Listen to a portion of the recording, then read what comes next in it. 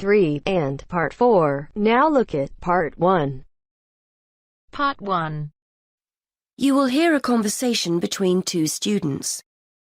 The students are talking about a house they might rent. First, you have some time to look at questions 1 to 6.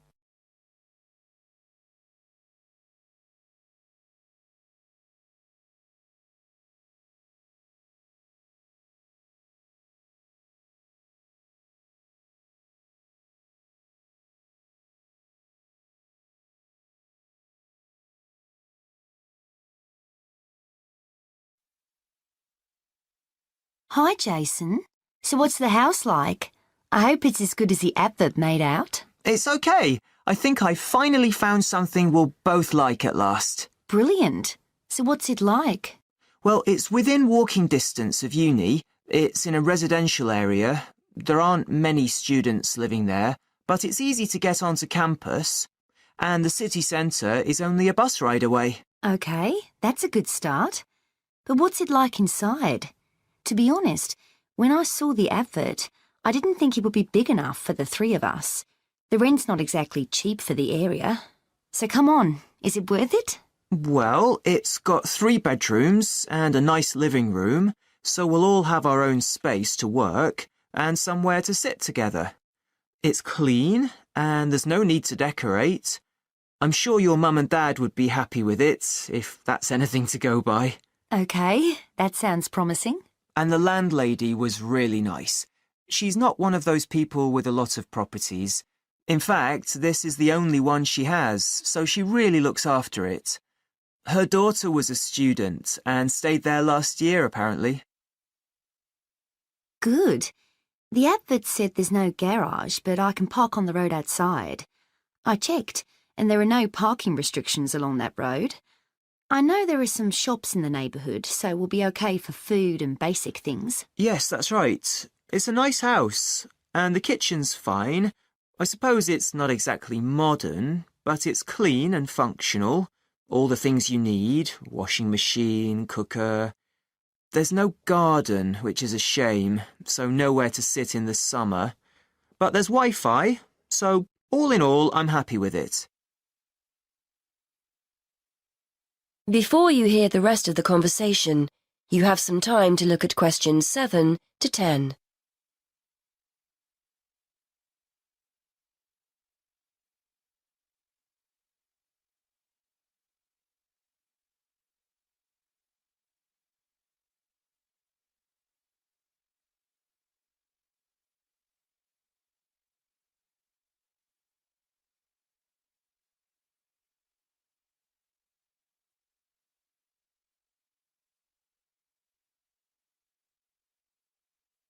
Now listen and answer questions 7 to 10.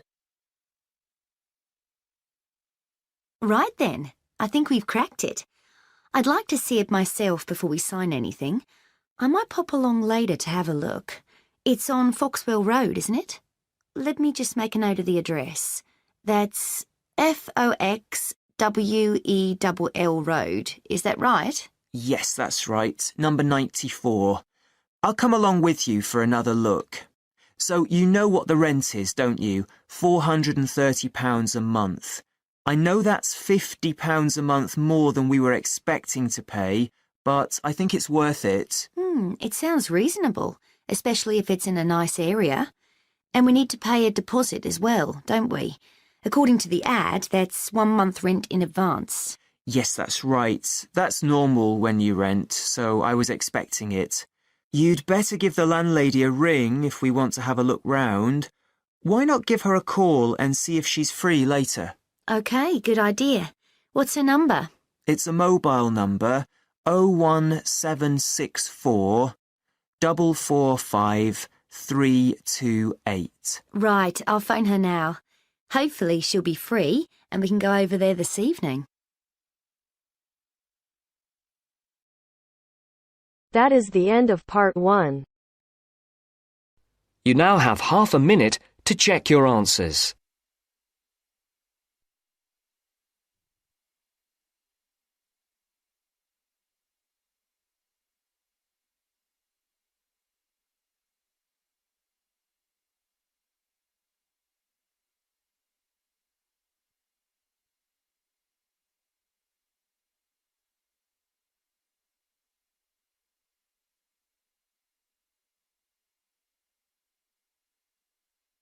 Now turns to Part 2. Part 2. You will hear a man talking about areas for growing vegetables in towns called allotments. First, you have some time to look at questions 11 to 17.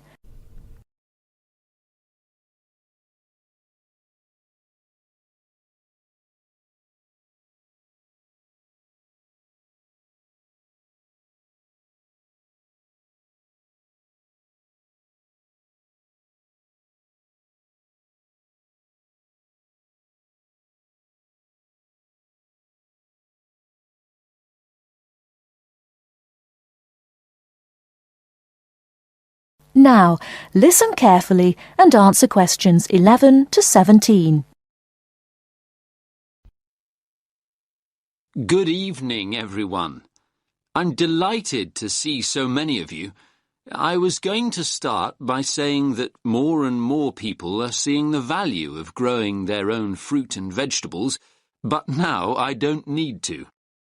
First of all, let me say that whether you have a garden or not, there are all sorts of benefits to having a plot of land you can call your own, and it will give you a great sense of satisfaction.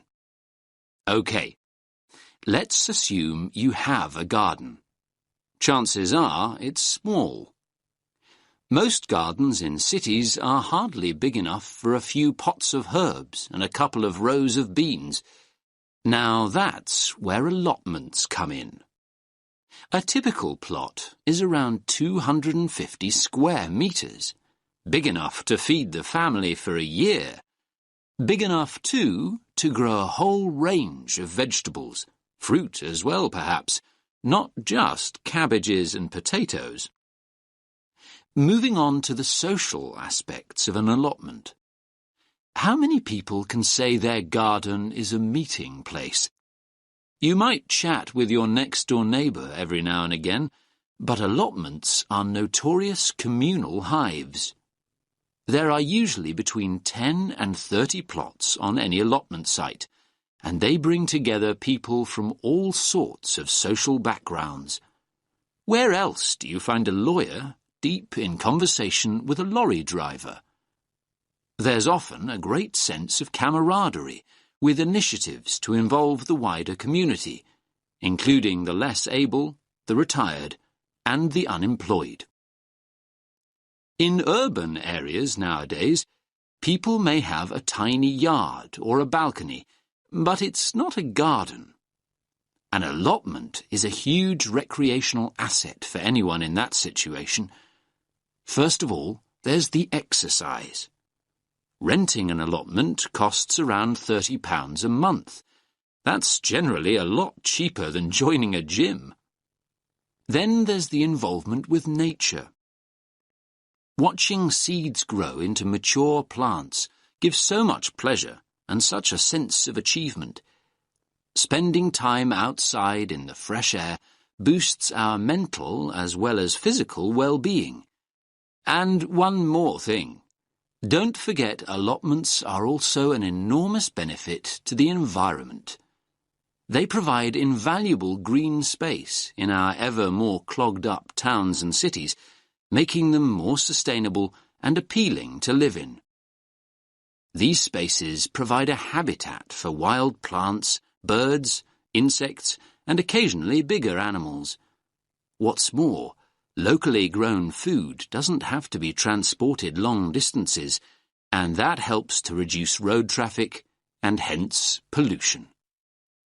Now, food, a subject we all like talking about, because the main appeal of an allotment is obviously taking home all the freshly picked vegetables and fruit.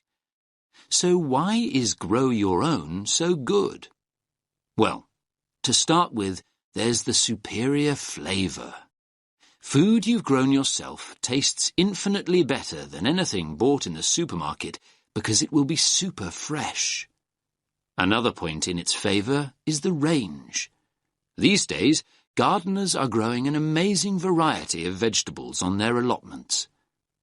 Finally, there's the bonus of knowing that the produce you've grown is organic. you know that what you're eating wasn't grown on an industrial-scale farm or sprayed with large amounts of pesticides. Now you have some time to look at questions 18 to 20.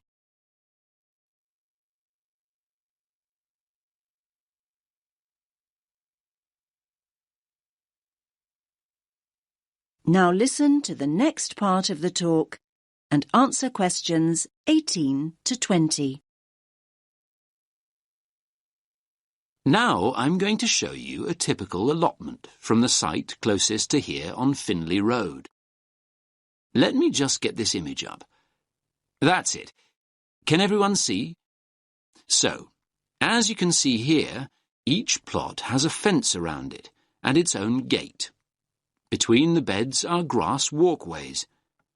That means you can walk in and around comfortably and not get your boots too muddy. There are soil beds on either side.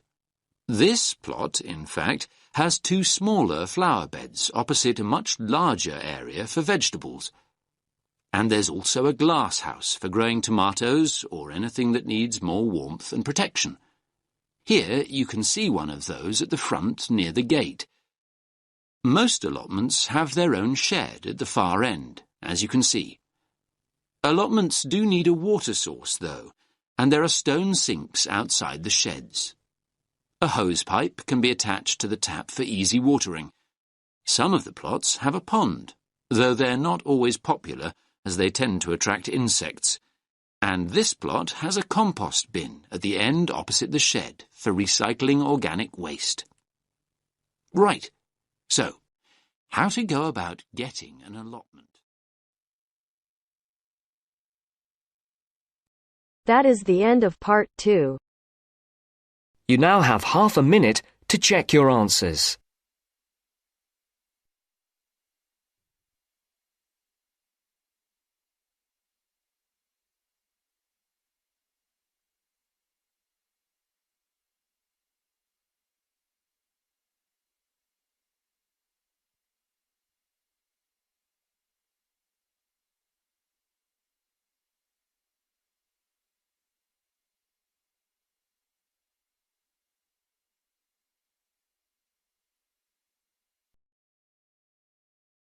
Now turns to part 3.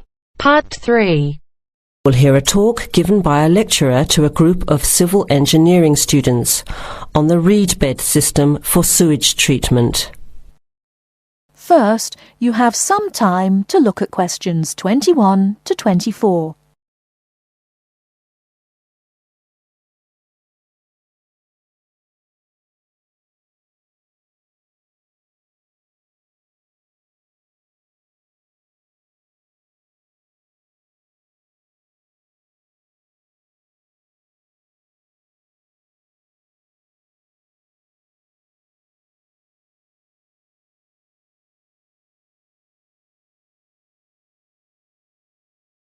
Now, listen carefully and answer questions 21 to 24. Thank you for inviting me to speak to you today about what is now called the reed bed sewage treatment system. This system uses naturally occurring reeds to treat domestic and industrial waste. It's an environmentally friendly alternative to normal systems. You all know what reeds are like, don't you? Those tall plants with hollow stems that grow in wet places, like marshes, for example. Here's how the system works. First of all, an artificial marsh is created. To do this, holes are dug about 1 metre deep and usually rectangular in shape. They are then lined with clay or plastic, and the liner is covered with gravel. After that, a system of tubing is laid, with holes in it, and more gravel is added to cover that. Finally, reeds are planted in the bed. The sewage is brought to settling tanks. From there it is distributed to the roots of the reeds through the tubing. Note that the waste material enters the beds underground and remains underground. The reeds conduct oxygen very efficiently through their stems to the roots system. Here, bacteria work to reduce the waste material to basic elements. What comes out of the artificial marsh is water that has been cleaned through a natural process. The purified water leaves the reed bed through a simple outflow pipe. The water that comes out has to be tested. Sometimes it's held in a pond until it evaporates or soaks into the ground. Sometimes, after testing, the water is discharged directly into streams and rivers. Before the talk continues, with questions from the students, Before you hear the rest of the talk, you have some time to look at questions 25 to 30.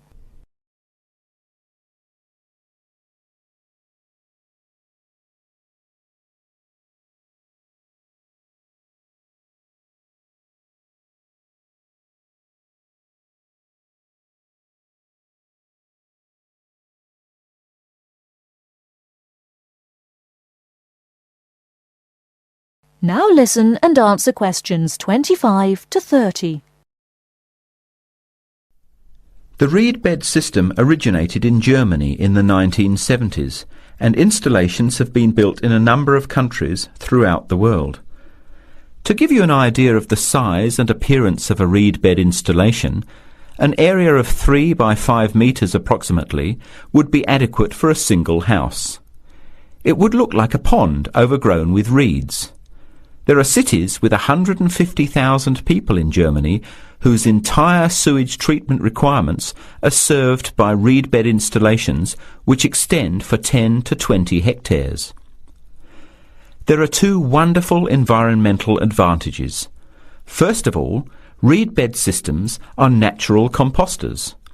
As time passes, high-grade soil builds up in the beds. The soil can be removed and used for agricultural purposes. Soil produced from waste containing heavy metals would of course have to be tested and the toxic material removed by chemical processes. An additional advantage is that the reed bed can function exactly as a marsh, providing a healthy natural home or habitat for waterfowl and other birds, insects, reptiles and mammals. But there are practical advantages to a reed bed system over existing sewage treatment plants as well. At all levels, the cost is lower than for normal systems. Labour costs are a fraction of the costs of a conventional system. Typically, a large-scale reed bed installation will cost 10% less than a mechanical system. They require little maintenance, and unlike mechanical systems, the efficiency of reed beds increases over time. But before we go any further, you must have some questions. Maybe this sounds too good to be true. That's exactly what I wanted to ask. If these systems have so many benefits, why aren't they more popular? Why don't we see them everywhere? As I said, the technology is now almost 40 years old.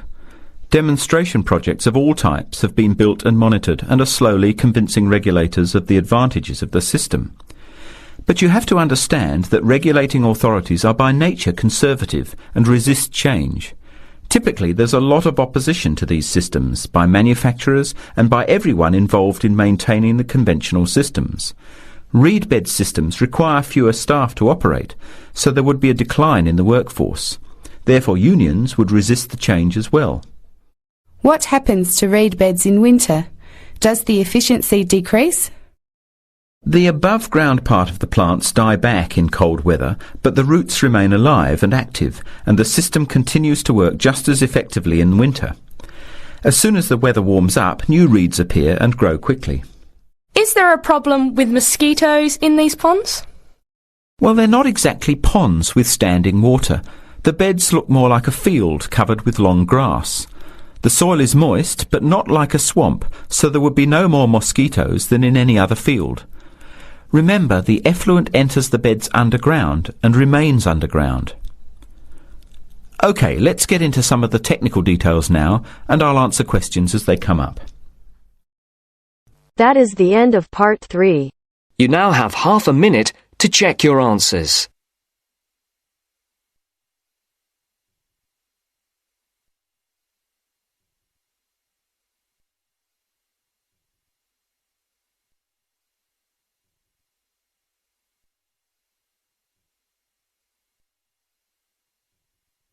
Part 4. You are going to hear a lecture about dorm rooms.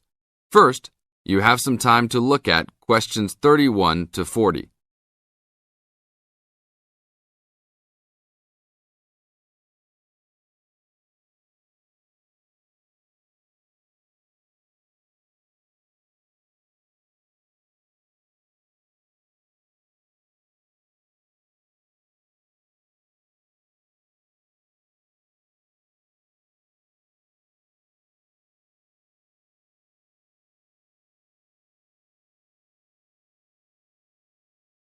Now listen to the tape and answer questions 31 to 40. Welcome to your new home for the upcoming year. These dorm rooms are among the best in the nation and are the newest ones at this school. So I hope you will all learn to appreciate them and take good care of all the facilities here.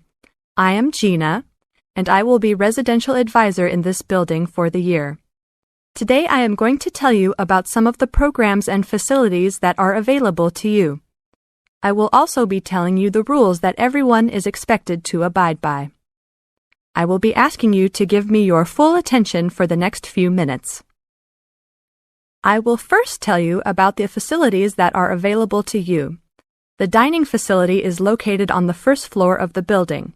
It is open 7 days a week from 7 a.m. to midnight. All the food offered to students is freshly made every day, and my own opinion is that the food is actually quite good. Feel free to come and grab a banana for breakfast or sit down with a group of friends for dinner. Although your meals are served buffet style, please do not waste food. All students are expected to clean their own tables after meals. In the basement of this building, there is a gym and recreational hall. The gym has workout equipment such as treadmills and weight sets. In the recreational hall, there are ping pong tables and a pool table for student use. You must sign in when using this equipment, and you will be held responsible for any damages or losses. The gym and recreational hall are open daily from 10 a.m. to 10 p.m. There is a kitchen located on the second floor of this building. Your dorm key will open this door. Inside there is a refrigerator, a microwave, an oven, and a stove. This room is open 24 hours a day, 7 days a week. If you decide to cook a meal, please be considerate to all the students and clean up after yourself. You can use some food in here, but please do not make a mess. Some students do end up having their food eaten from the fridge, so be careful. Don't leave anything that looks like it tastes really good. Do not leave pots and pans lying around in the kitchen. Please store these in your room. There are many programs being sponsored by our building this year. One of the most popular is our Saturday morning outings.